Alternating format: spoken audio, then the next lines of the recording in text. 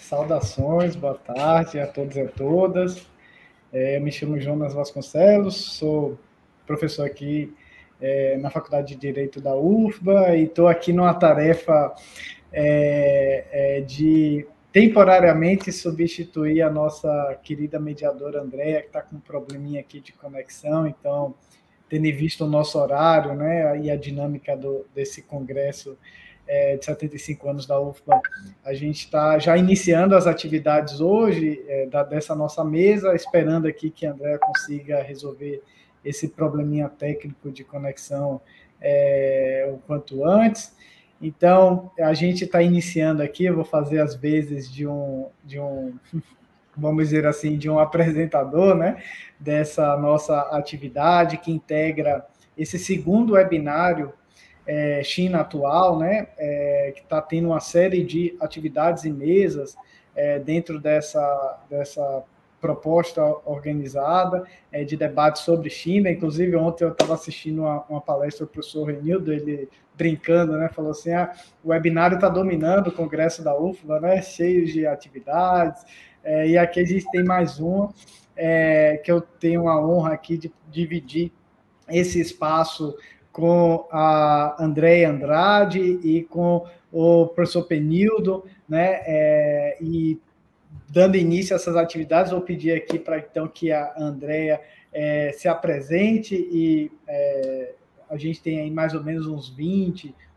minutos para discutir essa mesa que tem por tema, né, China, políticas sociais, desigualdades e direito, né, na China. Então, essa é a temática que a gente vai trabalhar hoje. E aproveitando também, já reforço aí a quem está nos assistindo, que pode comentar, colocar questões, que eu vou estar aqui também de olho nesses comentários para, eventualmente, colocar aqui em discussão com os palestrantes dessa mesa, né? Tá bom? Então, Andréia, por favor, o microfone é seu. Espero aqui ter dado esse pontapé inicial nessa apresentação para a gente. Boa tarde a todos e a todas. Eu sou Andréia Andrade, eu sou doutora em Economia pela UFBA e atualmente estou trabalhando no projeto Bahia Produtiva, que é um projeto do governo do estado, que tem o objetivo de buscar a redução da pobreza, principalmente para os agricultores familiares do campo na Bahia, né?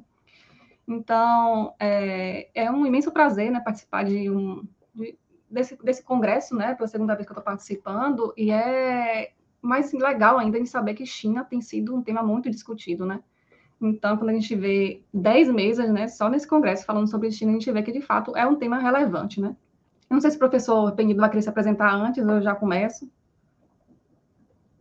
Sim, professor Penildo. Boa tarde, meu nome é Penildo Silva Filho, sou professor da Universidade Federal da Bahia, professor de Metodologia da Pesquisa, e recentemente estou envolvido aí na parceria da UFBA com a Renmin University, e com alguns seminários e publicações que a gente tem visto em fazer.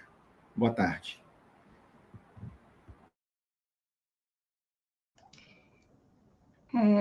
Então, né, eu vou dar início, né, à mesa com o tema desigualdade de renda, pobreza e políticas públicas sociais na China.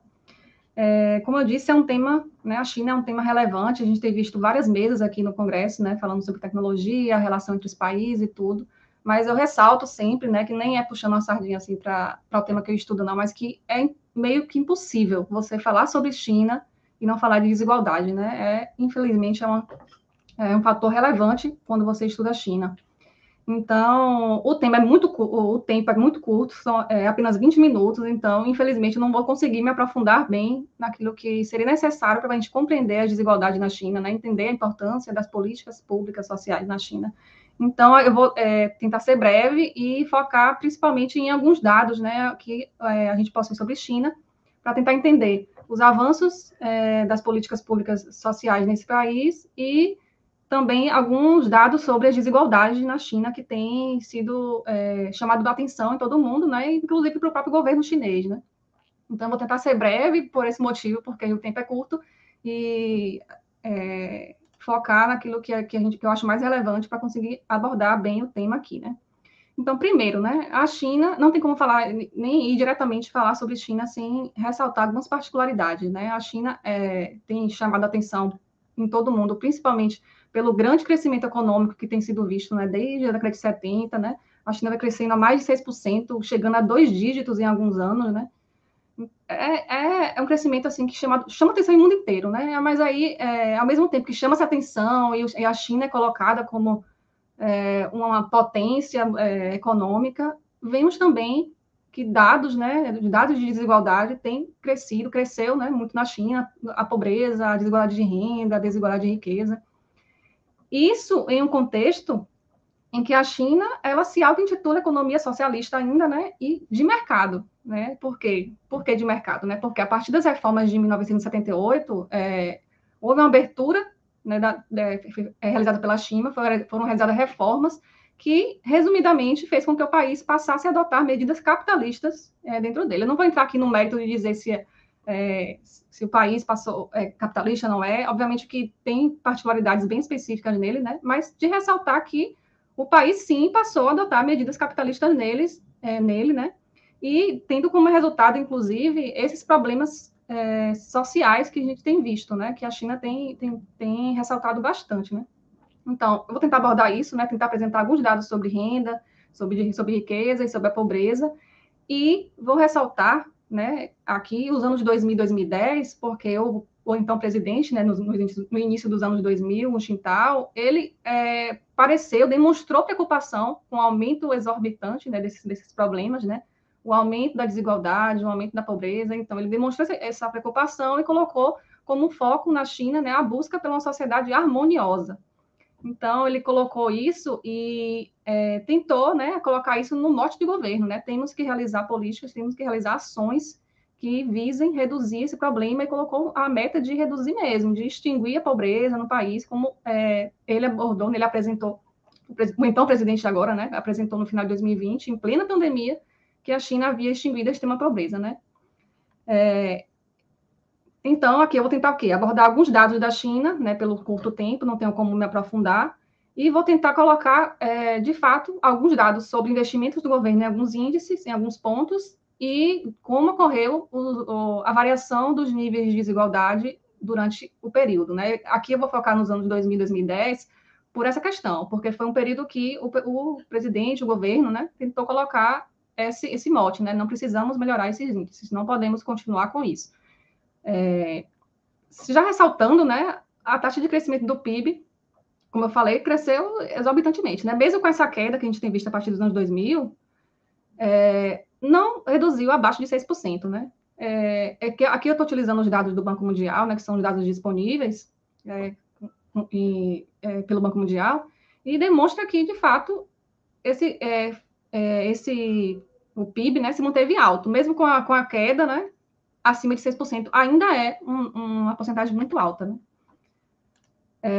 E o PIB per capita, né? A gente considera o PIB per capita um índice que não é tão importante para conseguir analisar a desigualdade, obviamente, porque você simplesmente pega o PIB e divide pelo número da população, né?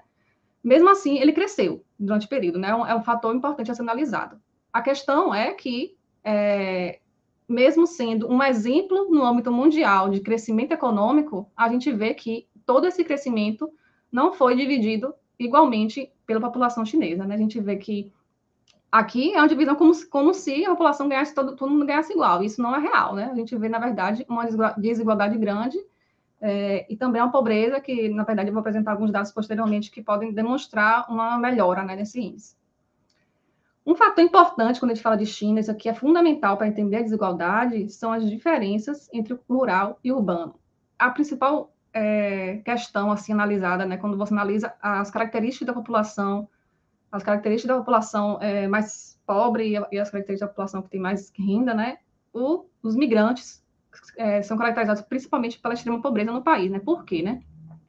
A gente percebe que a população urbana só foi ultrapassar a população rural em 2010. Só né, a ponto de comparação, no Brasil, isso foi ocorrer em 1960, na década de 60, ou seja, quase 50 anos antes. Então, a população rural ainda era, né, extremamente alta, e há pouco tempo está praticamente igual ainda, né? Aqui está 2015, que é o último dado que disponível no Banco Mundial, mas não está um número tão maior, né, como ocorre no Brasil, que é um número, a população urbana é bem maior do que a população rural.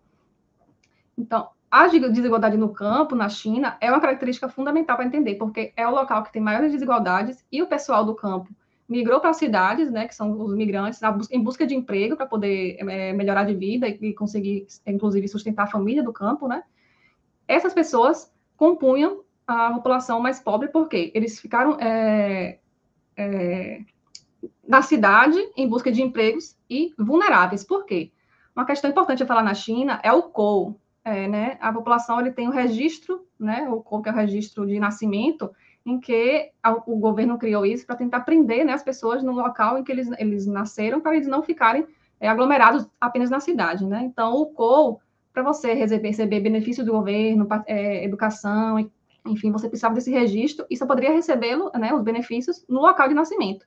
Mesmo assim, com a extrema pobreza no campo, a população migrou para a cidade em busca de emprego, e isso fez com que essa população vivesse na clandestinidade, né? Tanto no emprego, quanto sem acesso a serviços, enfim. E, então, os migrantes compunham esse grupo de pessoas considerada mais pobre no país, né? Então, eu vou tentar apresentar aqui, rapidamente, alguns dados para demonstrar, né, esse aumento da preocupação do governo com a desigualdade e demonstrando, apresentando alguns pontos, né, que é considerado importante para melhorar os níveis de desigualdade, para melhorar a extrema pobreza, para melhorar a desigualdade no geral, né? Por exemplo, né, que são os investimentos em saúde, né? Eu vou apresentar alguns dados de saúde, educação, melhorias no mercado de trabalho, assistência social, enfim. No âmbito da saúde, a gente vê a ampliação dos gastos do governo com saúde, né?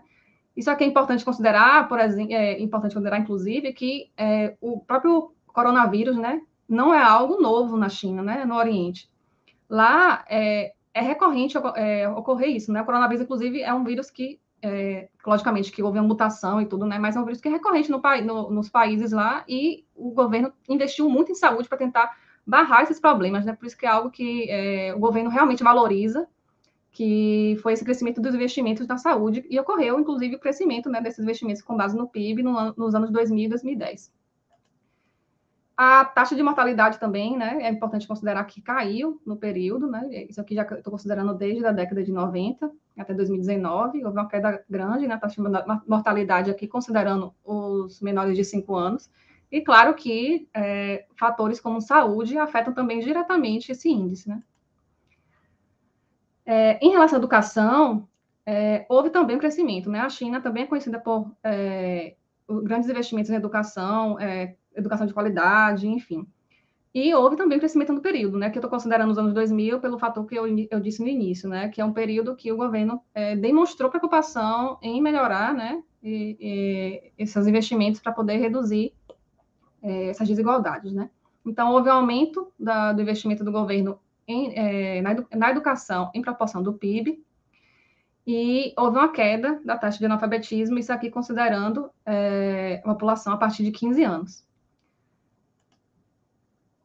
No âmbito do mercado de trabalho, um fator importante a se considerar é o salário médio real. Por que salário médio, né? Por que eu fiz análise em relação ao salário médio? Porque a China não possui um salário mínimo, como ocorre no país, no Brasil, por exemplo, né? Aqui a gente tem um salário mínimo, com que o governo se baseia para poder, inclusive, calcular valor de benefícios, entre outros salários que são feitos com base nesse salário mínimo, né? Na China não possui isso. Inclusive, outro fator preponderante para quando você analisa a China é a desigualdade também entre regiões, né? Não só entre campo e cidade, mas entre regiões. A região costeira são as regiões mais desenvolvidas, que possuem os maiores salários, maiores investimentos do governo, em tradição ao interior. Então, apesar de eu ter apresentado um valor do salário médio, a região costeira possui salários maiores, em detrimento do interior. Mas, considerando o salário médio, né, aqui houve um aumento do salário médio real durante o período também, né, até 2018, que era o dado disponível. Então, perceba que também houve um aumento, e, obviamente, que quando se fala de desigualdade de renda, apesar de não ser o fator único a ser analisado, né, a renda, o salário é fundamental, né, é uma das principais fontes de renda da população. Então, o seu crescimento é importante para conseguir compreender também essa melhoria no nível de renda. Em relação à taxa de desemprego, inicialmente, né, no início da década de 2000, houve um crescimento, porém, ele estacionou basicamente nas casas dos 4%, né, chegando a 3,8% aqui no 2018, que era o último ano disponível aqui no no site da China, né? Esse aqui foi, eu usei a China Estatística, que é disponível pelo governo mesmo chinês, e perceba que ele estacionou, né? Mas durante todo o período ficou nessa casa dos 4%, chegando a 3,8% em 2018. E outro fator também importante, né, que a China ampliou, foi os investimentos, né, no Fundo de Seguro Social. Obviamente que aqui no Brasil a gente fala muito também, né, nos investimentos na assistência social, enfim. E também houve ampliação desse fator na China, principalmente nos anos 2000, né, que foi um período que, como eu falei, o governo demonstrou interesse em melhorar esses níveis de desigualdade, de pobreza, enfim. Já entrando na questão da própria desigualdade, né, para demonstrar como avançou a desigualdade nos anos 2000 e 2010, a gente percebe que a concentração de renda no país ainda é muito elevada. E aqui a gente dividiu, né, a população em 3 percentis, né, os 50% mais pobres, os 40% mais do meio, né, intermediários, e os 10% mais ricos.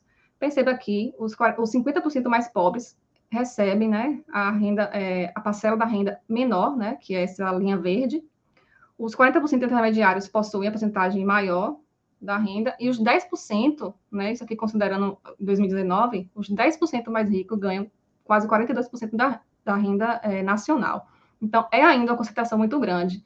Mas, a ponto de comparação também, no Brasil, se a gente for analisar os dados, é ainda pior. A concentração aqui ainda é maior do que na China, né? Mas ainda, enfim, perceba que houve uma redução da renda tanto dos 40% mais intermediários, quanto dos 50% mais pobres, ao tempo que houve um crescimento da renda concentrada na mão daqueles que ganham, ou dos 10% mais ricos, né? Isso entre 2000 e 2005. A partir daí, houve basicamente um nivelamento, né?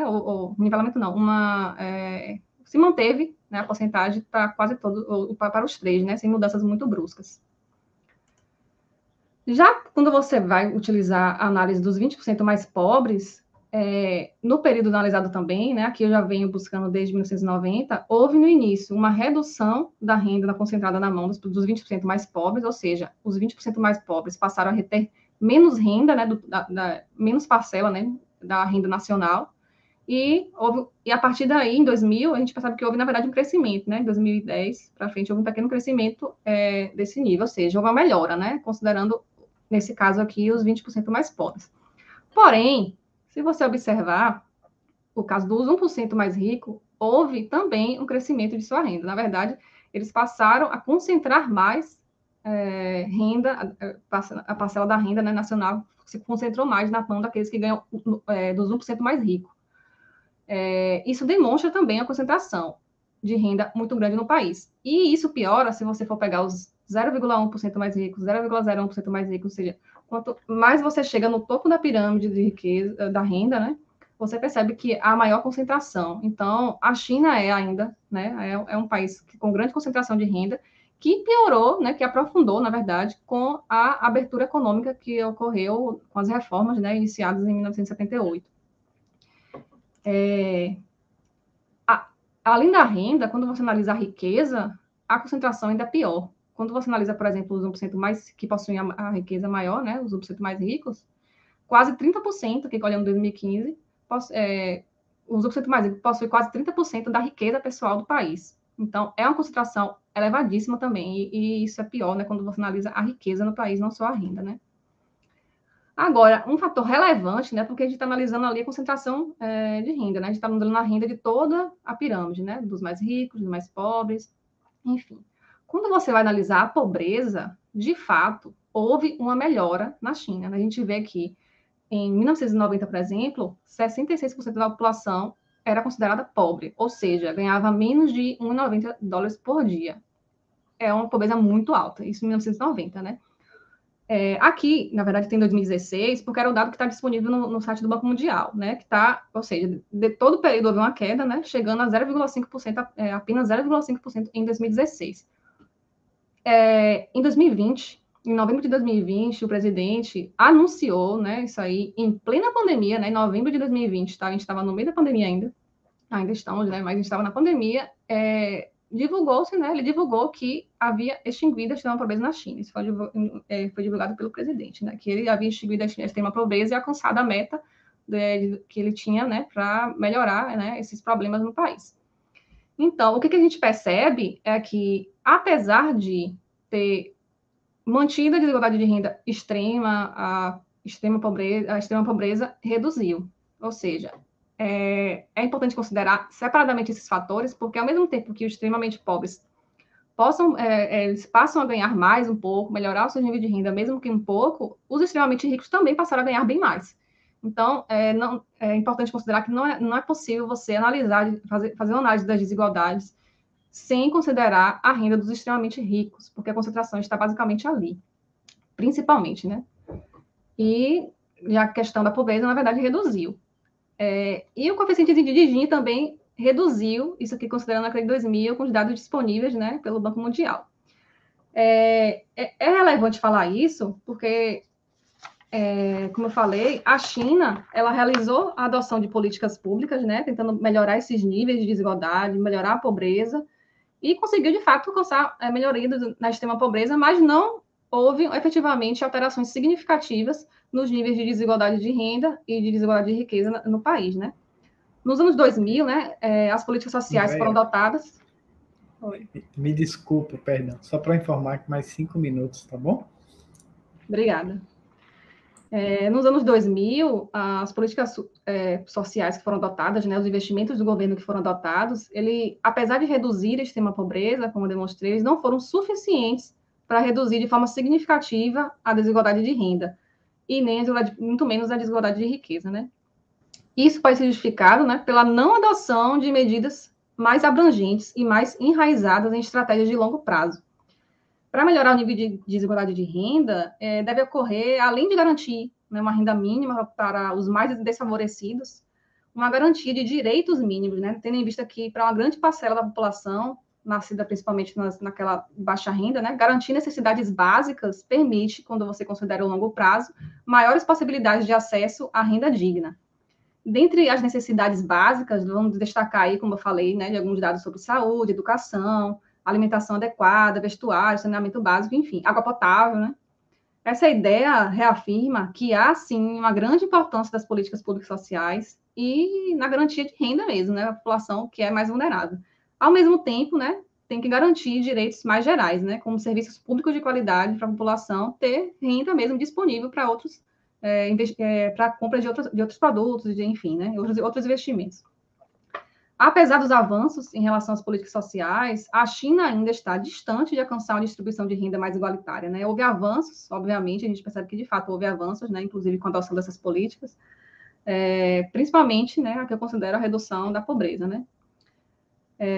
Os dados e as análises que eu apresentei rapidamente, né, pelo tempo, eu falei de forma corrida, mas apresentei, demonstra que as políticas públicas sociais foram apoiadas nos anos 2000 e 2010 na China e trouxe como resultado uma importante melhoria na renda da população mais pobre. Porém, nitidamente não conseguiu reverter o quadro da desigualdade de renda que marcaram a trajetória de desenvolvimento neste país. Então, chamar atenção para o topo da pirâmide de renda e de riqueza é importante porque ele vai trazer luz ao quanto os ricos mantêm suas posições privilegiadas e até mesmo ampliam seus ganhos e patrimônios no período, inclusive na Covid-19, né? No período da Covid-19. A gente percebe que esses últimos 2 anos, a riqueza, né, a concentração principalmente dos mais ricos, né, aumentou. Houve um aumento dos bilionários no país. Em plena pandemia, a gente vê o número de bilionários no país aumentar. Então, é um fator importante, né? Obviamente que eu não consegui apresentar tudo aqui, né? Eu finalizei há pouco tempo a tese de doutorado falando sobre China e Brasil. Eu fiz uma comparação, né, sobre as políticas públicas sociais, com dados de desigualdade também, de renda, de pobreza, de extrema pobreza, tanto no Brasil quanto na China. E, de fato, demonstrou-se isso, né? Que mesmo através dos investimentos em políticas públicas sociais, tanto no Brasil quanto na China, né? No caso, eu analisei nos 2 casos, demonstrou-se que não foi suficiente para extinguir aquilo que, de fato, é base, né, do próprio sistema capitalista, né?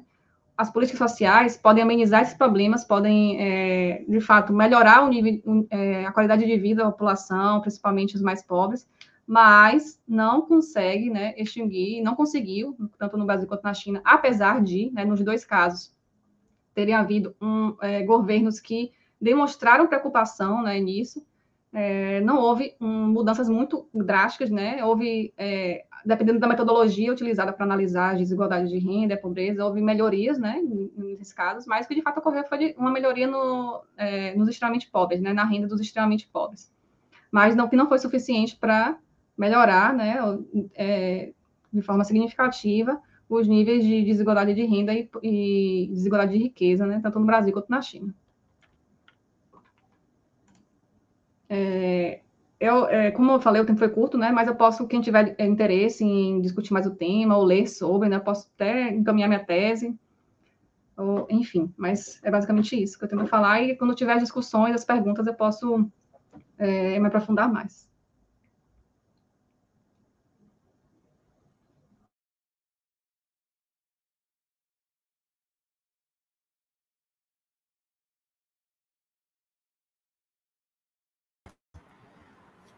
Boa tarde a todos, boa tarde a todas. É com grande prazer que eu participo também desse webinário. É um prazer estar aqui dividindo essa mesa com a Andréia, com o Jonas.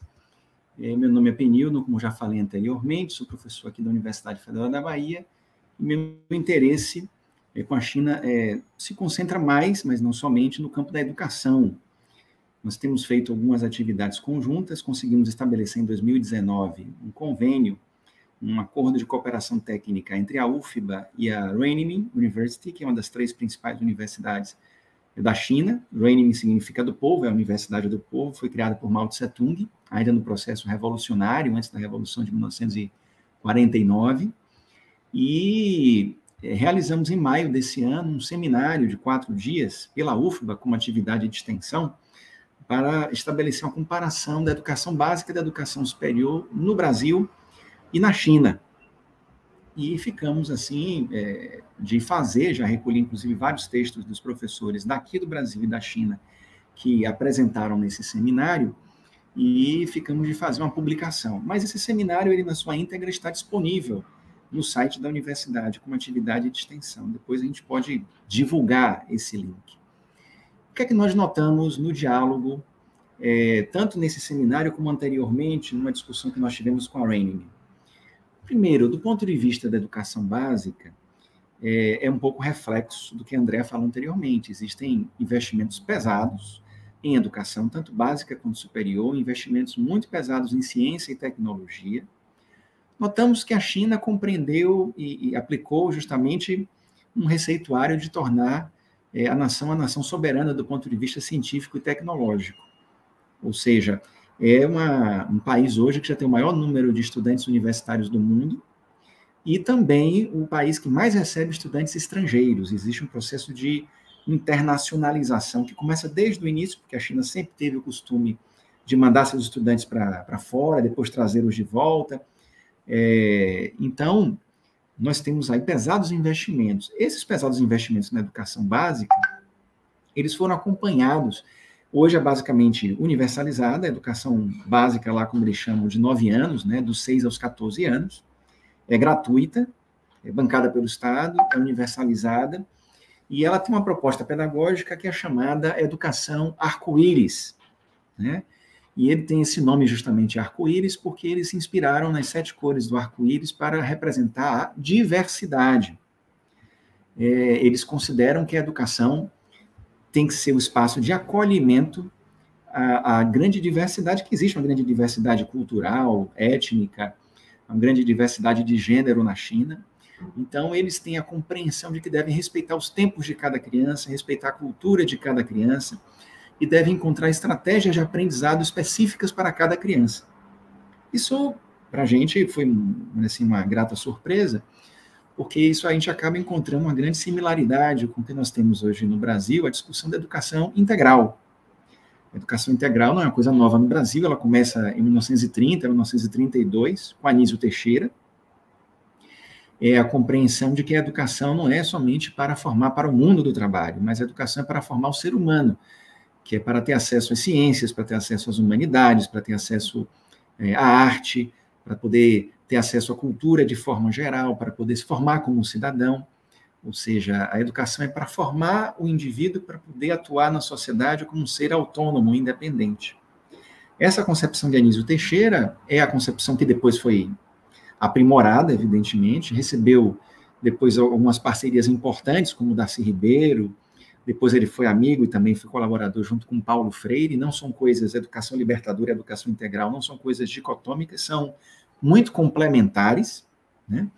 E a gente encontra uma relação muito próxima da educação do arco-íris, da escola do arco-íris da China, com a educação integral no Brasil. Outra similaridade é que é algo ainda que nós devemos pesquisar mais, nada melhor do que fazer uma pesquisa em loco. Mas, pelo menos, pelos registros que nós temos recebido aqui de pessoas da educação básica, da educação superior na China, a estrutura física desses estabelecimentos realmente são muito generosas.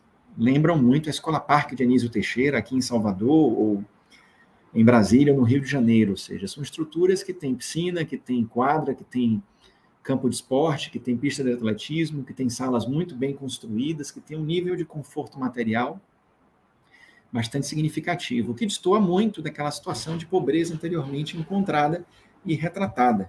Na verdade, hoje, efetivamente, a escola é um espaço de acolhimento, e por que não dizer, eu também penso dessa maneira, é uma forma também de redistribuição de renda e de diminuição das desigualdades, é uma renda indireta que as pessoas recebem, né?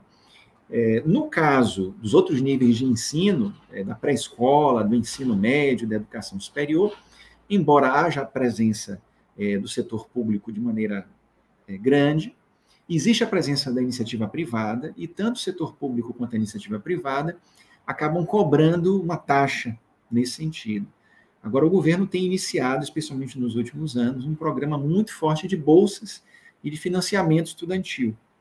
Então, não é um modelo como o brasileiro, né, da escola pública, da universidade pública brasileira, que é pública, gratuita, universal, mas é um modelo que parece muito com o modelo dos Estados Unidos. Os Estados Unidos também têm uma presença mais forte das universidades públicas, lá são as estaduais.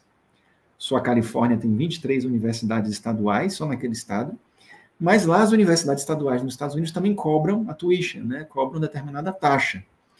Aí, evidentemente, que você tem todo um sistema de financiamento, às vezes já gera um endividamento do estudante, no caso dos Estados Unidos. Mas, pelo que nós vimos no caso da China, ainda isso não se constitui num problema. Mas, efetivamente, no âmbito da educação superior, nós temos hoje o país com o maior número de estudantes universitários do mundo e crescendo rapidamente, até porque também é a maior população do mundo, né? É interessante, do ponto de vista do modelo da universidade chinesa, eles tiveram lá a chamada Reforma Educacional Tongxi, que procura ligar a modernidade à tradição chinesa. E a tradição chinesa de formação de educação é uma educação generalista. É uma educação que busca dar conhecimentos gerais, que busca dar uma formação geral antes de dar uma formação profissionalizante. Eles acabaram pegando essa tradição chinesa, né, que é a tradição de Confúcio, e adaptando para o momento atual, porque isso acaba tendo um alinhamento com as estruturas universitárias, que é um alinhamento, por exemplo, que nós temos com o protocolo de Bolonha na Europa, ou com o modelo das universidades anglo-saxãs, né? Ou seja, você tem uma parte inicial do curso, que é uma grande formação generalista, onde você tem acesso a conhecimentos de ciências de forma geral, de línguas, de matemática, também de acesso à tecnologia, e depois é que você vai fazer uma segunda fase, ou um segundo ciclo, como nós temos aqui na UFBA, com os BIs e os cursos de progressão linear. Depois é que você vai fazer uma segunda fase, onde você vai escolher mais um instituto, uma faculdade, na qual você vai estudar. É interessante observar que nesse ciclo básico deles, de 2 anos e meio, parece muito com o nosso bacharelado interdisciplinar, tem realmente uma formação ampla, mas chama a atenção a preocupação deles com a internacionalização. E eles têm lá um ensino muito forte de inglês, nesse ciclo básico, no caso das universidades, né? Dessa formação geral, de acordo com a reforma Tongxi. Tanto é que eles passam lá 2 anos, no mínimo, estudando inglês. Eles têm essa compreensão de que é necessário se relacionar com o mundo, é necessário estabelecer parcerias, eles são muito estimulados a fazer parte da formação fora de lá, para aqueles que, evidentemente, têm condição de arcar com esses custos. mas eu tive a oportunidade de ir na Universidade de Renmin, me impressionou a presença ocidental lá, né? Efetivamente, a China não é um país fechado, como se muitas vezes observa na propaganda ocidental. A gente pode perceber pela presença ocidental nas universidades chinesas, e há uma integração muito forte, uma integração muito grande. Considero que essa reforma Tongxi teve muito a ver com um projeto nacional de desenvolvimento, isso autores de lá também falam, né? Especialmente a Zhang, que é uma estudiosa lá da Faculdade de Educação da Renmin, que eu acabei pegando alguns artigos dela, acabamos dialogando algumas coisas interessantes. Nós notamos que está ligado a um projeto nacional de desenvolvimento. E aí tem uma relação muito próxima. Se a gente pegar Clark Kerr, a multiversidade, que é um estudioso, foi publicado pela UNB já há alguns anos, que analisa a constituição e o desenvolvimento da universidade nos Estados Unidos. Parece muito a descrição que ele faz, da descrição que Zhang faz lá na Universidade Renmin, do projeto de desenvolvimento nacional baseado na educação como um todo e na educação superior em particular. O Clark Kerr, ele identifica que a grande responsabilidade pela hegemonia econômica, política, até militar dos Estados Unidos se deve ao grande investimento nas universidades desde o século XIX. Universidades públicas, universidades estatais, universidades que receberam e continuam a receber a maior parte de seus recursos do Estado e que foram grandes parceiras no sentido de estabelecer linhas de pesquisa que auxiliassem primeiro o desenvolvimento agrícola, depois o desenvolvimento industrial e depois até o desenvolvimento do complexo industrial militar. O grande desenvolvimento também devido à corrida espacial, né? Então, ele identifica isso quando ele vai discutir o histórico das universidades norte-americanas e desenvolve o conceito dele muito interessante de multiversidade naquele país, que eu acho que também pode ser depois analisado no Brasil. Né? Ele não coloca isso como uma coisa de elogio à multiversidade, mas apenas de análise, de constatação de características próprias de um sistema que é extremamente complexo, diverso e que já estabelece grande independência entre as diversas áreas do conhecimento e uma grande autonomia na relação dessas áreas com os atores externos da própria universidade. Isso a gente encontra no Brasil. No Brasil, quando a gente tem os editais do CNPq, pelo menos tínhamos, né? Hoje já não temos mais.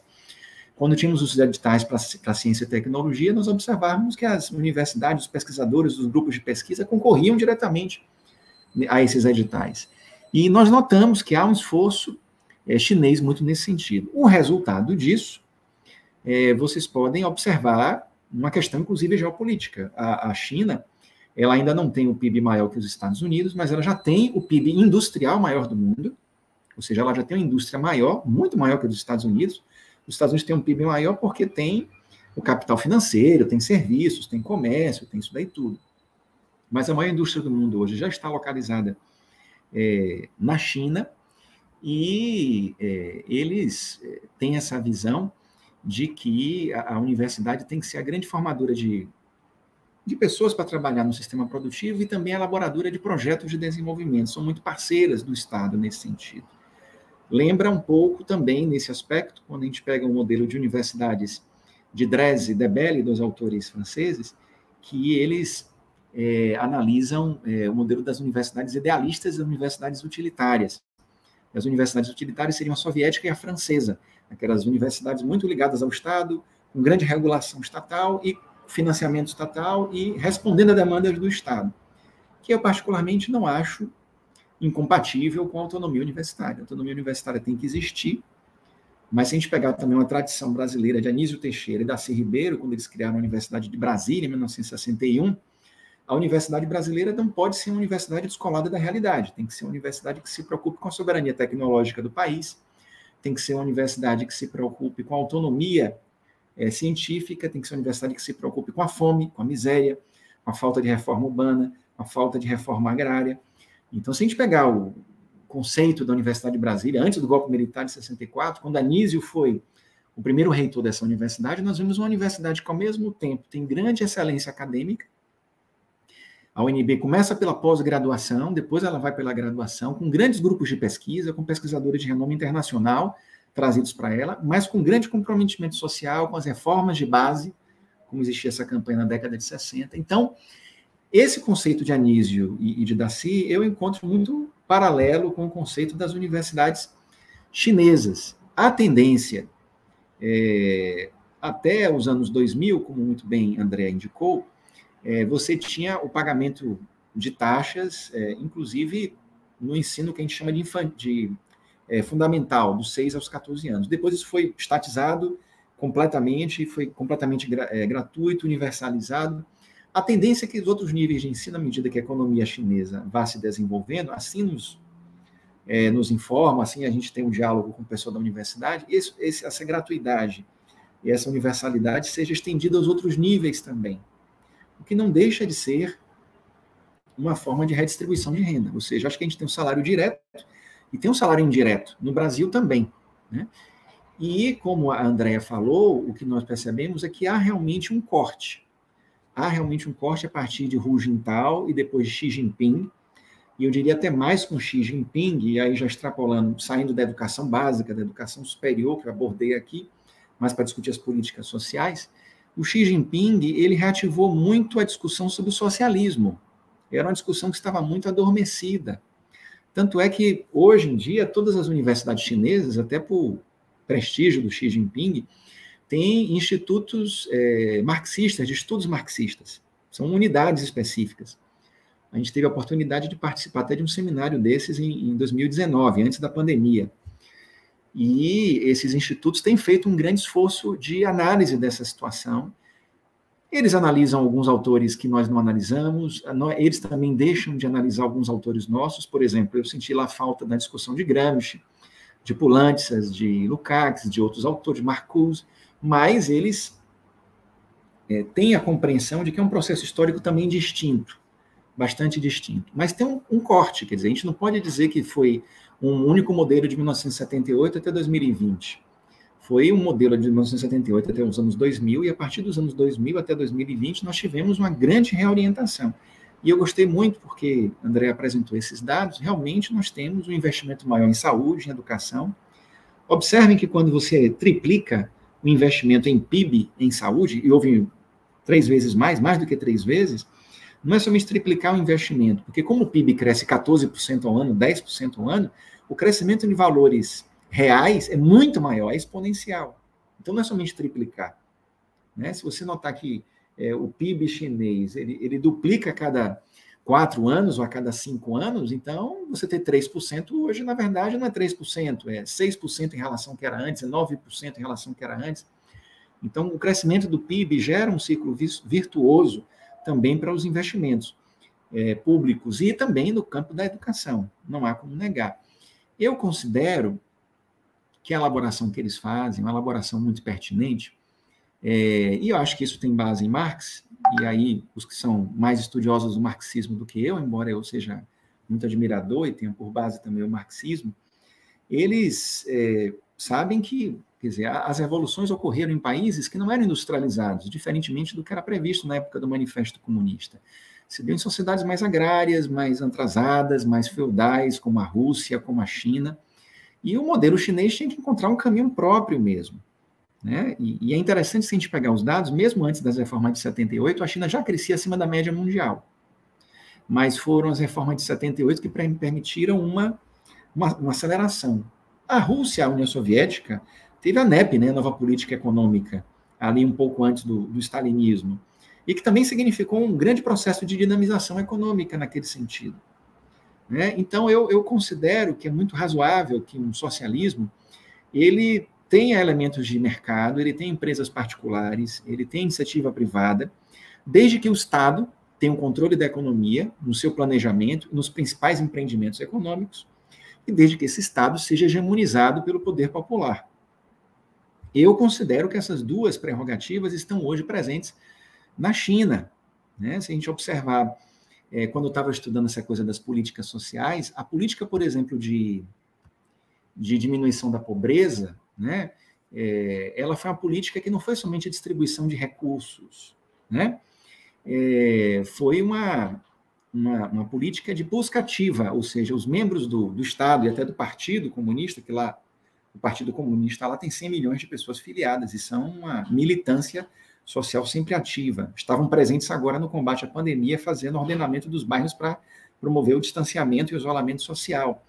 Mas o fato é que havia uma busca ativa por membros do partido, por membros do Estado, para que não somente se desse dinheiro para as pessoas, mas para poder conviver com essas pessoas, saber como elas vivem na baixa renda, quais são os elementos de exclusão social, poder conseguir um trabalho para elas, poder reinseri-las na sociedade. Isso é muito parecido com o SUAS, o Sistema Único da Assistência Social no Brasil. A própria Bolsa Família do Brasil vincula a renda a estar na escola, a ter a carteira de vacinação atualizada, a fazer os exames pré-natais. Então, e temos também os conselhos regionais de assistência social, os CREAS, os CRAS, que fazem esse trabalho de acompanhamento.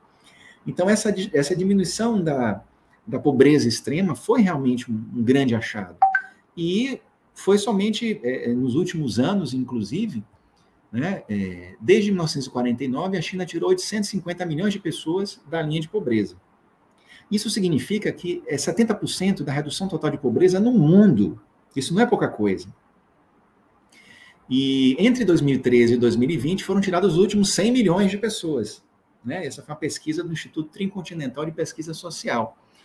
E eles é que identificam que era um projeto que não era somente distribuição de dinheiro, era um acompanhamento de assistência social efetivamente.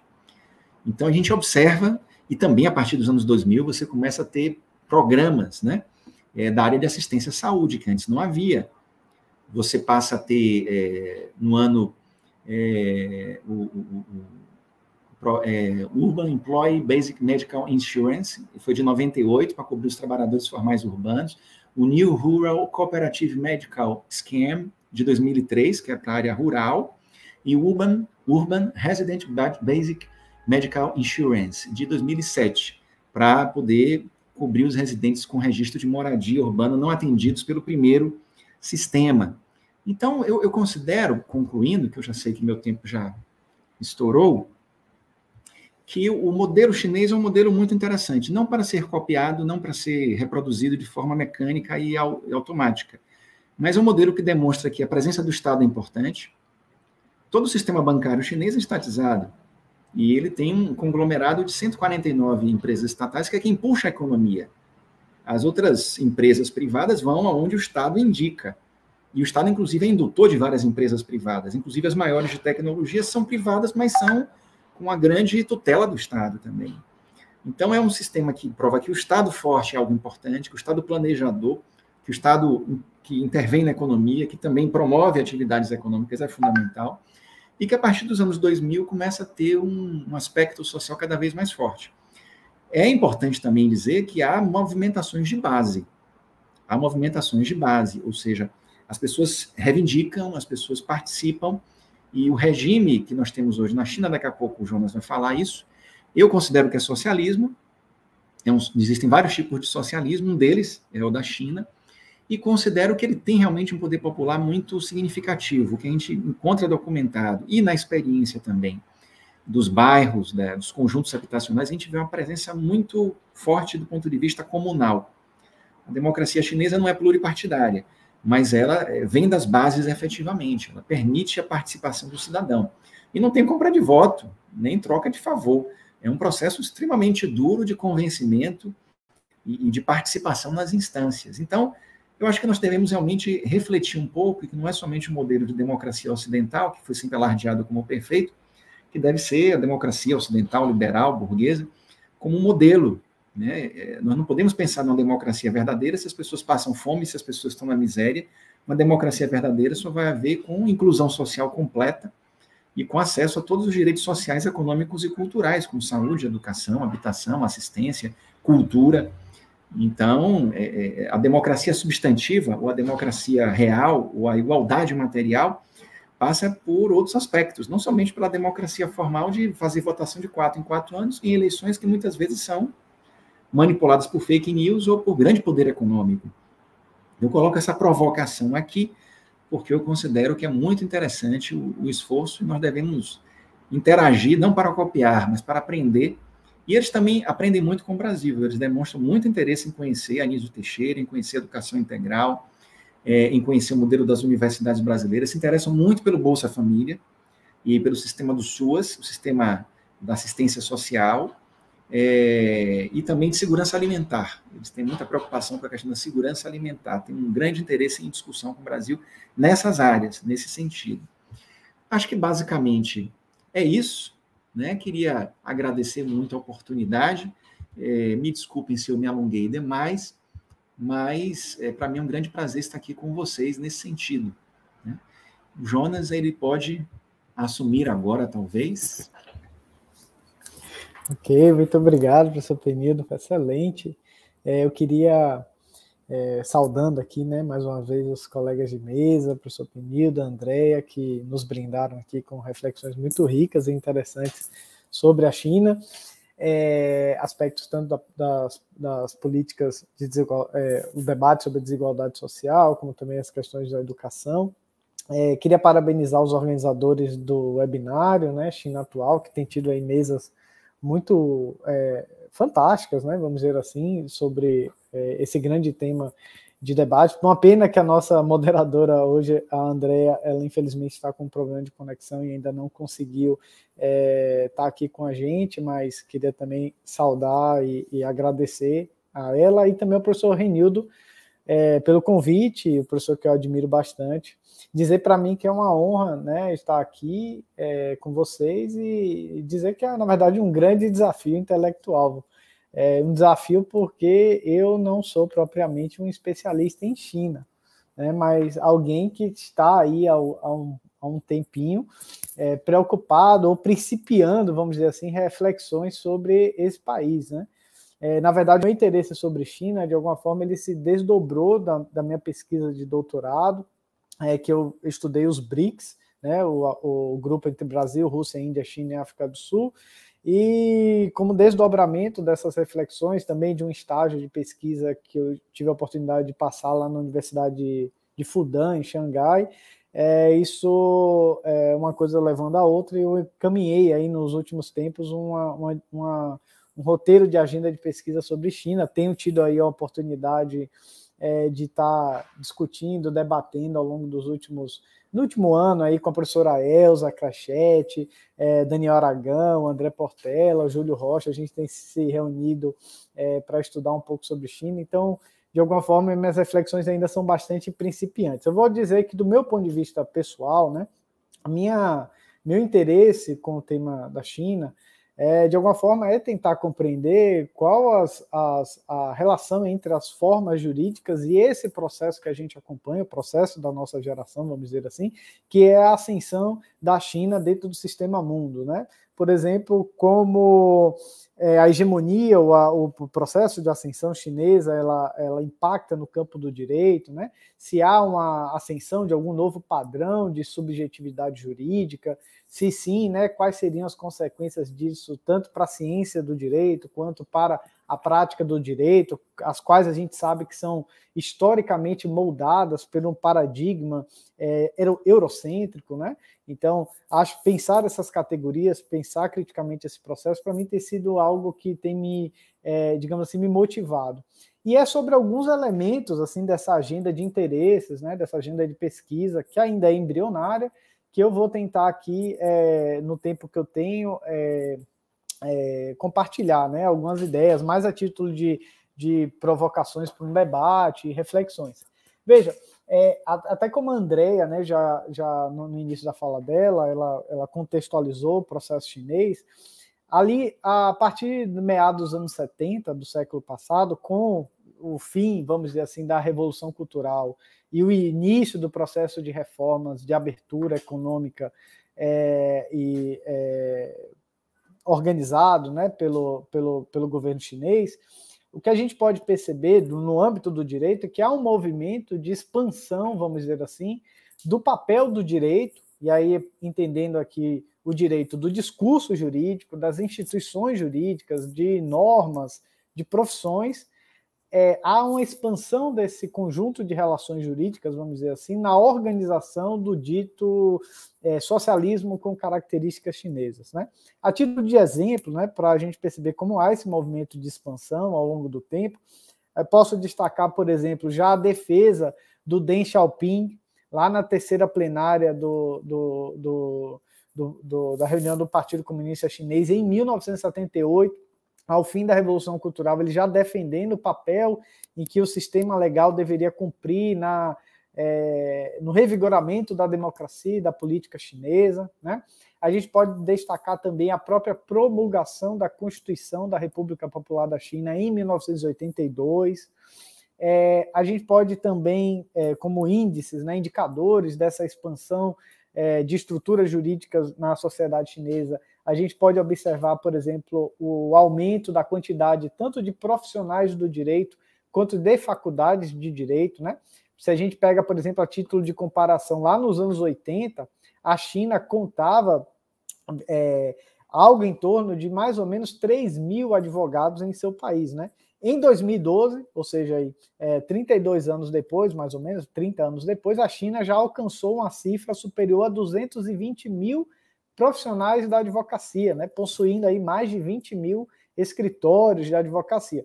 Parece muito, mas quando a gente compara em termos per capita, né, ainda, por exemplo, não é igual ao Brasil. O Brasil tem mais de 1 milhão de profissionais da advocacia, né? Estados Unidos também, mas o que eu quero apontar aqui é que há um crescimento evidente. Até viu, professor Penildo, do ponto de vista das faculdades de direito, há uma expansão grande no ensino jurídico na China. Hoje, a China tem mais de 600, quase 650 faculdades de direito, né? Formando aí a cada ano cerca de 100 mil estudantes por ano, né? Então, assim, a gente pode perceber esse processo de expansão. Essa, inclusive, é uma questão interessante que a gente poderia até refletir qual o papel político e geopolítico desempenhado por pessoas formadas em direito, né? Isso já é, em si, na minha opinião, um tema interessante de pesquisa.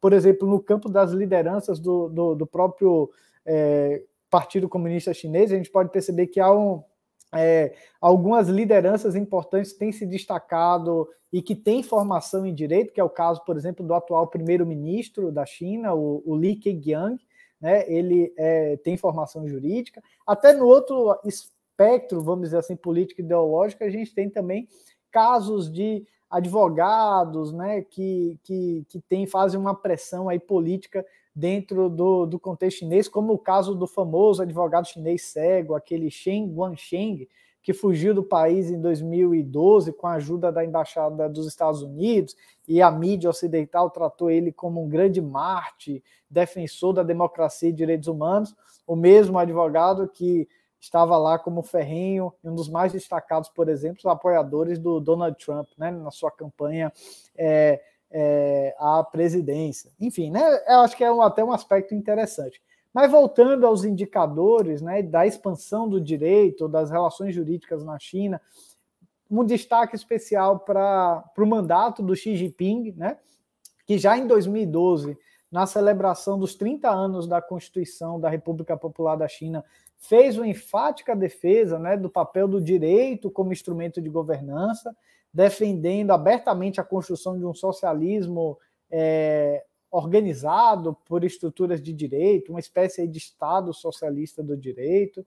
A gente teve na 4ª sessão plenária do Partido Comunista em 2014, uma sessão dedicada, tendo como tema central o debate sobre o Estado e o direito na China, né? Ou seja, uma governança sobre o papel do direito. Então, pontos centrais do debate daquela plenária em 2014 foi divisão entre órgãos de Estado e do partido, né? Diretrizes para tentar diminuir as intervenções internas e externas sobre órgãos da justiça, buscando aí tentar dar um pouco mais de autonomia, imparcialidade a algumas decisões institucionais, projetos para dar uma maior publicidade e transparência a processos, julgamentos, né? Divulgação de resultados, divulgação de leis, enfim, tentar aumentar um pouco o conhecimento popular e do público sobre processos.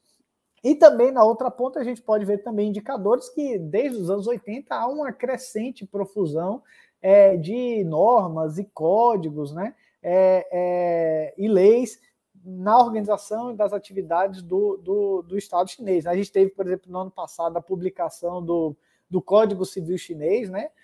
Esse ano, mais recente, nessa agenda de regulação do Estado chinês sobre o setor de tecnologia, a gente teve bem recente agora a publicação da Lei Geral de Proteção de Dados, né? Um pouco semelhante aí ao que a gente teve aqui no Brasil. Enfim, né? Eu tentei aqui de forma rápida ilustrar esse processo aqui que eu estou chamando de expansão, né?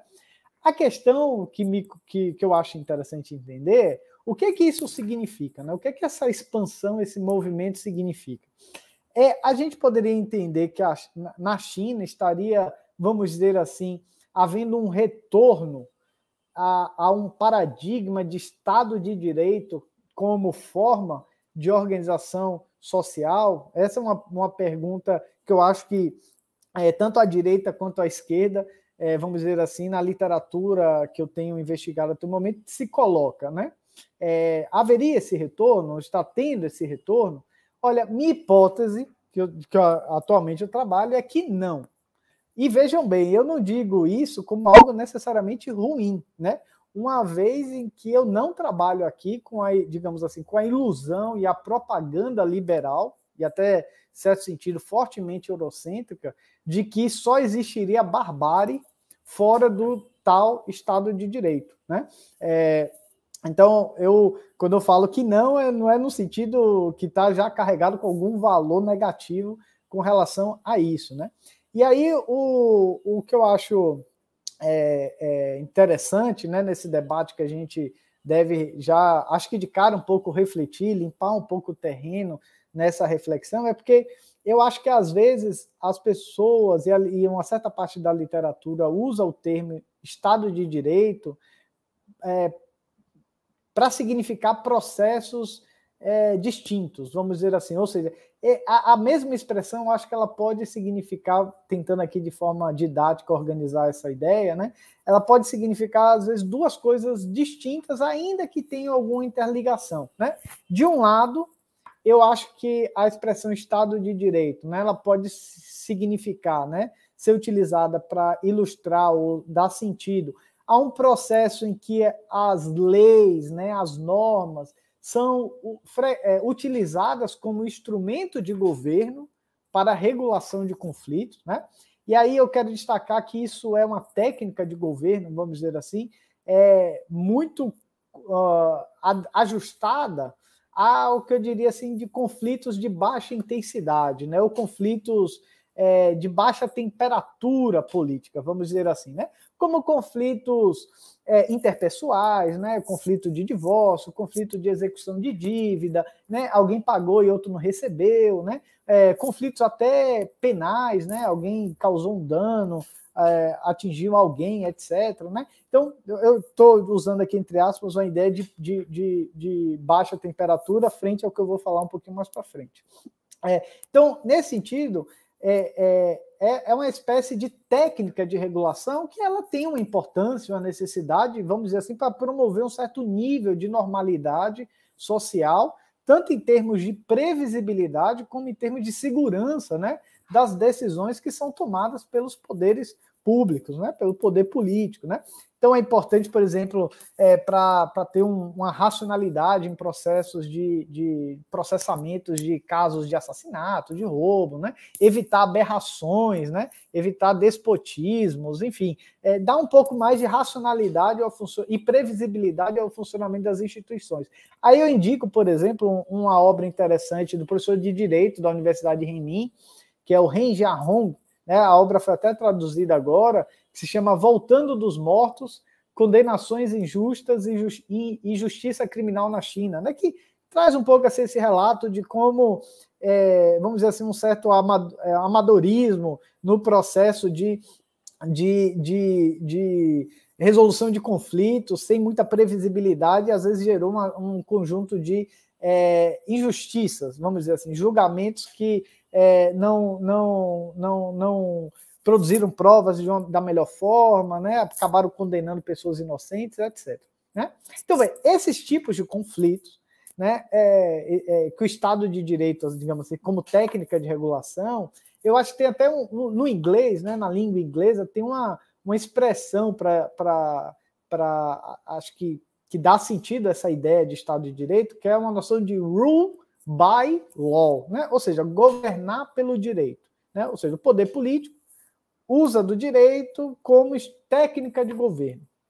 Outra coisa, aí a gente entra no problema maior, que é quando a gente está pensando o Estado de Direito, não apenas como um modelo de governança, mas a gente está pensando no Estado de Direito como um discurso sobre o qual o poder, seja político ou militar, ele é uma instância subordinada ao direito, subordinada à lei.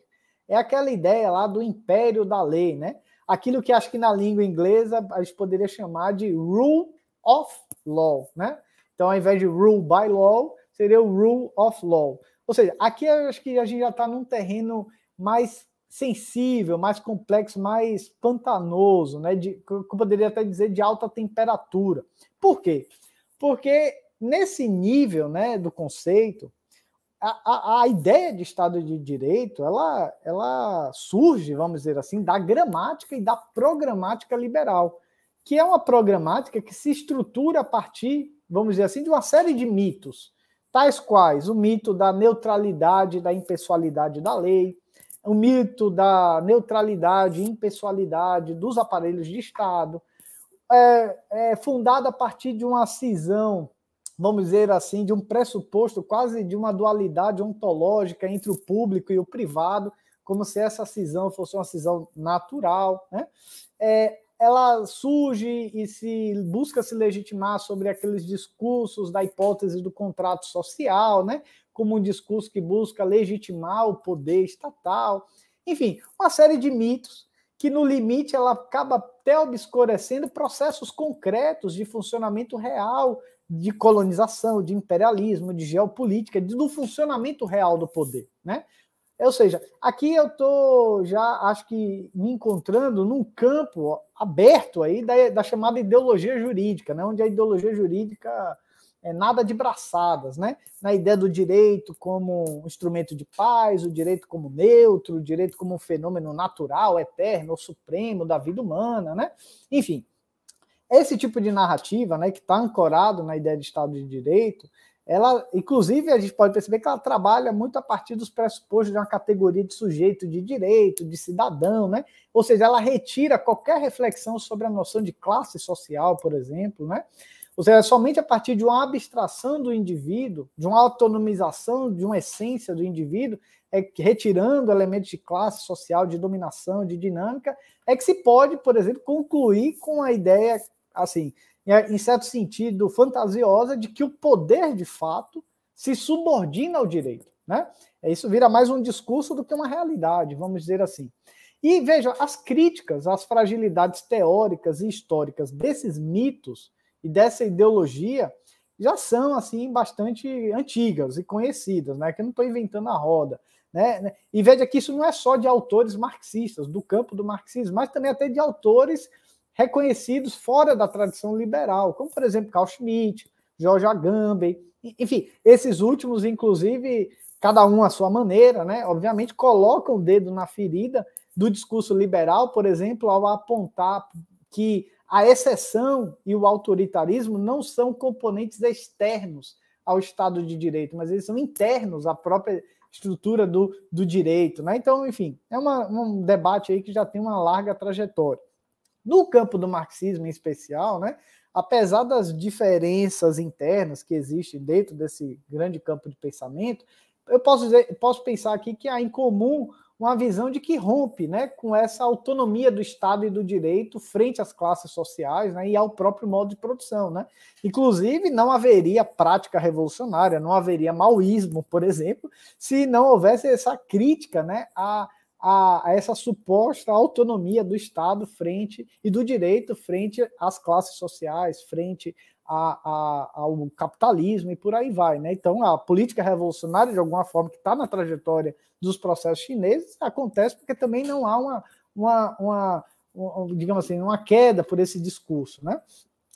E aqui, acho que até, pelo menos do meu ponto de vista, assim, aquela que é a crítica mais alta do marxismo a esse debate, né, é o que coloca em questão não apenas, vamos dizer assim, o desvelamento do conteúdo de classe de uma lei ou de um Estado, né? Ou seja, se tal lei favorece tal setor empresarial, se tal Estado é organizado por tal governo burguês ou não. Isso de alguma forma, é uma crítica importante, mas acho que a crítica mais fundamental é aquela que busca desvelar como essa própria forma social, Estado e Direito, ela está atrelada ao próprio modo de produção do capital, né? Ou seja, aí é um ponto do debate dentro do marxismo, da qual, por exemplo, tem um autor que a mim é muito caro, que é o Pachucanes, né?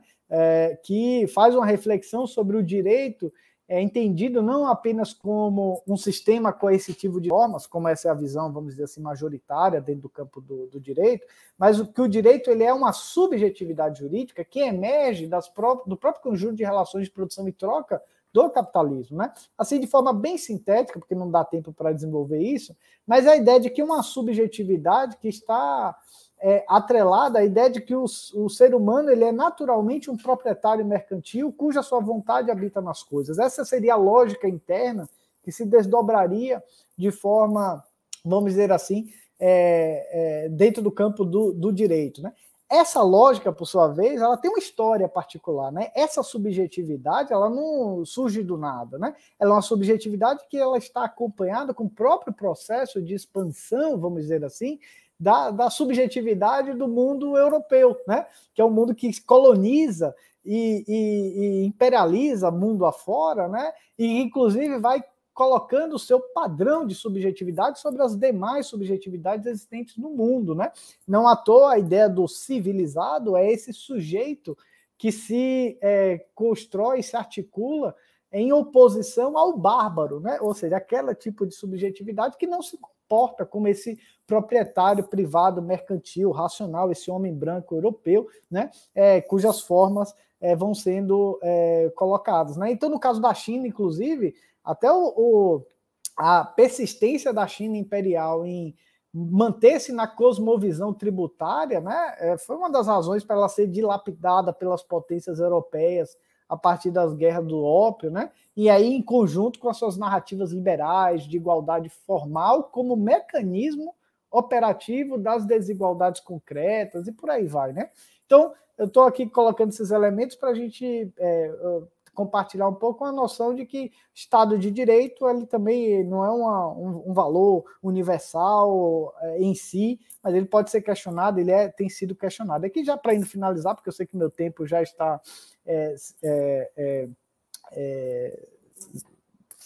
terminando, né? Eu queria dizer o seguinte, né? Minha questão é, então, o que acontece com esse movimento de expansão no direito na China? Seria muito mais aquela primeira dimensão do governar pelo direito, ou a gente estaria vivenciando essa segunda dimensão, né? A ideia de um Estado de direito, né? Ou seja, ao invés de um rule by law, um rule of law, né? Como eu falei, eu acho que minha hipótese aqui que eu trabalho é que não, né? Em que sentido eu vou tentar aqui resumir bem rápido. Veja, ainda que a expansão mercantil decorrente das reformas seja certamente um vetor de expansão de formas jurídicas, né? Eu entendo que existem forças que atuam em sentido oposto, que devem ser consideradas na análise da relação entre o modelo de socialismo chinês e o direito, por sua vez, o Estado, né? Primeiro, é importante a gente perceber que, e acho que isso é um consenso, ainda que tenha uma grande divergência sobre a caracterização, né, do que é a China e etc., mas acho que há uma convergência de que o sucesso, vamos dizer assim, do desenvolvimento econômico chinês se dá porque o Partido Comunista Chinês não caiu, vamos dizer assim, nas ilusões liberais, né? Isso, ao meu ver, vale não só para o campo econômico, mas vale também para o campo político e jurídico, né? Uma segunda dimensão que eu acho importante levar em consideração é de que a pedra angular do Estado socialista de direito na China, ela é o Partido Comunista Chinês. Ou seja, o partido está acima do Estado e não abaixo do Estado, né? Ou seja, em termos práticos, o partido não é julgado pelas instâncias judiciais, né? É o partido e não a Suprema Corte, por exemplo, que lidera a sociedade chinesa à obediência da Constituição e das leis, né? Em última instância, é o partido e não o próprio Estado, né? O Estado é uma estrutura abaixo do partido. É interessante que até nos discursos do Xi Jinping, em defesa do direito, ele sempre destaca o papel da Constituição e da lei para o Estado, mas não necessariamente para o partido, né? Ela é uma diretriz para o partido, mas ela não é a lei fundamental do partido, vamos dizer assim, né? Então, acho que isso é um elemento importante para a gente entender as características chinesas do seu Estado de Direito, né? E o outro aspecto e aqui finalizando, é que, e aí a gente tem que retomar um pouco a cultura de longa duração da China, que é, por exemplo, o papel do confucionismo, né, e dos valores morais confucionistas como um mecanismo de regulação social, né? Ou seja, há um ideário aí de longa duração de um governo pelas virtudes, né? E não um governo só por leis, né? Então, acho que esse também é um elemento que precisa ser levado em consideração para quem está investigando ou tentando entender o que é esse modelo de governança pelo direito que está sendo constituído na China. E aí, para finalizar mesmo, se eu fizesse uma provocação, eu diria o seguinte, ó, eu acho que, assim como é um erro, seria um erro olhar para o desenvolvimento chinês como um mero retorno ao capitalismo, penso que também seria um erro olhar o desenvolvimento do direito na China como um mero retorno ao padrão liberal de Estado de Direito, né? Acho que essa é um pouco a síntese que eu faria aqui da minha reflexão. Agradeço mais uma vez pela atenção, desculpa por ter certamente aqui passado do tempo programado, e acho que agora a gente está no momento de fazer uma... Não sei se a querida Andréa já voltou, né? Conseguiu...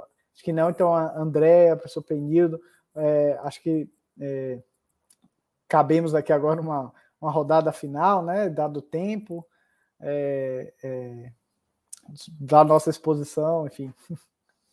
Acabei falando demais, desculpa a vocês. Acho que cabe a gente fazer agora as considerações finais, né? Porque o tempo está se esgotando. Eu queria agradecer novamente, né, o convite, né, a mesa, até que foi promovida, né, pelo grupo de pesquisa, processo de hegemonia e contra-hegemonia, grupo de estudos em economia política e desenvolvimento, que é o GEPOD, o Laboratório de Análise Política Mundial, LabMundo, o PPCP, a PPGRI, PGE e PPGCS, né, agradecer a todo mundo que organizou, o professor Renildo, né, que realizou o convite, e dizer que China a gente sabe, a gente tem percebido pelas discussões, né, que é um tema, de fato, muito relevante e difícil, né, de discutir, porque a China é muito complicada, né. Eu estudei durante 4 anos, né, no doutorado sobre China, e eu só me assustava mais, assim, porque sempre tinha mais coisa, né, a China tem particularidades, assim, bem consideráveis, né, então é relevante entender, né, mas ressaltar, inclusive, a importância mesmo das políticas públicas, né, das políticas sociais, porque a desigualdade, a pobreza vem aumentando, agora ressaltando o momento atual nosso, que era a pandemia, né, aqui em todo o mundo, a pobreza vem crescendo muito, e aqui eu ressalto, inclusive, o próprio Brasil, né, com o atual governo, enfim, com as medidas não realizadas. Então, valorizar, né? Colocar que isso aí é fundamental. O papel do Estado, agora, principalmente, é fundamental para tentar amenizar esses problemas, porque a pobreza vem com tudo agora e é necessário a gente agir para tentar amenizar isso mesmo, né? Então, é isso. Agradecer. Obrigada ao professor Jonas, professor Penildo, por compartilhar essa mesa e vamos continuar assistindo as mesas seguintes, que ainda tem até sábado, né? Obrigada. Obrigado, Andréa. Também quero agradecer pela oportunidade, dizer que foi um grande prazer estar aqui com os jovens professores Jonas e Andréa. E, Andréa, vou querer ler sua tese. Depois eu vou te passar aqui meu e-mail, tenho muito interesse em ler sua tese, a gente fica buscando esses dados que você conseguiu sistematizar de forma muito competente. Eu também considero que é muito importante que a gente debata a China, né? Especialmente porque no Brasil nós estamos ainda sobre uma influência da mídia ocidental, onde tem muito mais preconceito, muito mais desinformação do que qualquer outra coisa. Acho que é um modelo não para ser copiado, como eu falei anteriormente, mas para nós aprendermos bastante. Eu, inclusive, considero que essa guinada que os Estados Unidos deram agora de Joe Biden, com esse pacote de 5 trilhões de dólares para reativar a economia americana, fazer um programa de redistribuição de renda, construir infraestrutura no país, isso tem um pouco a ver com a percepção que os Estados Unidos e a Europa tiveram de que aquele modelo de Estado mínimo, de neoliberalismo, estava levando eles para uma situação de decadência econômica, social, cultural completa. É a vitória de uma concepção do Estado forte, do Estado presente, do Estado provedor. E eu acho que isso é fundamental. Acho que nós podemos dizer que estamos assistindo ao ocaso dessa concepção neoliberal. Pena que no Brasil a gente ainda tem alguns defensores tão ardorosos de uma ideologia que nem mais nos Estados Unidos ela é tão mais assim defendida.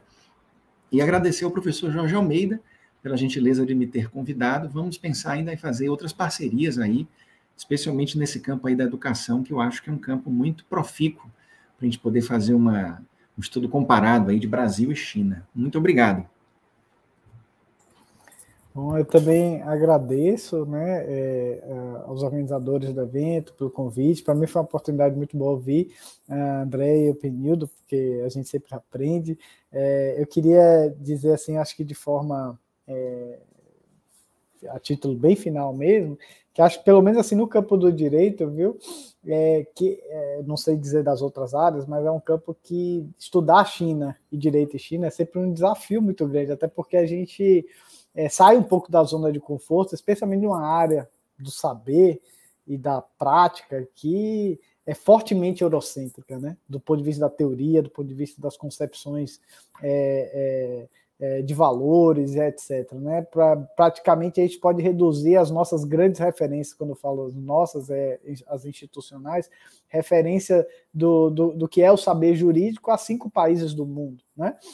O que é um processo de epistemicídio, né?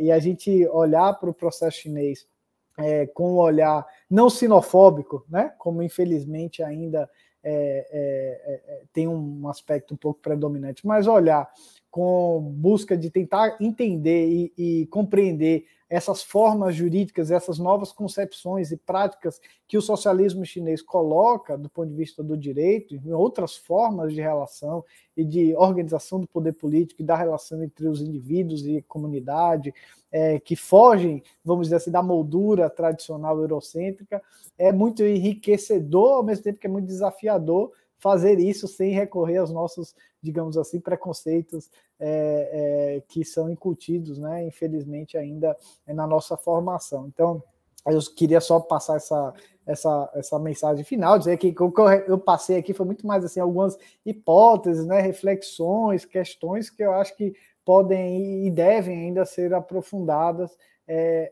em estudos com mais fôlego. E agradecer mais uma vez, que para mim foi, como eu disse no começo, um desafio estar aqui nessa mesa, participando aqui com vocês, porque não sou propriamente um pesquisador sobre China, mas me desafiei aqui, um tema que me interessa, tem me interessado, e poder compartilhar isso aqui com a Andréia e Penildo e com vocês aqui que estão assistindo a gente, foi uma oportunidade muito grande. Muito obrigado, é isso.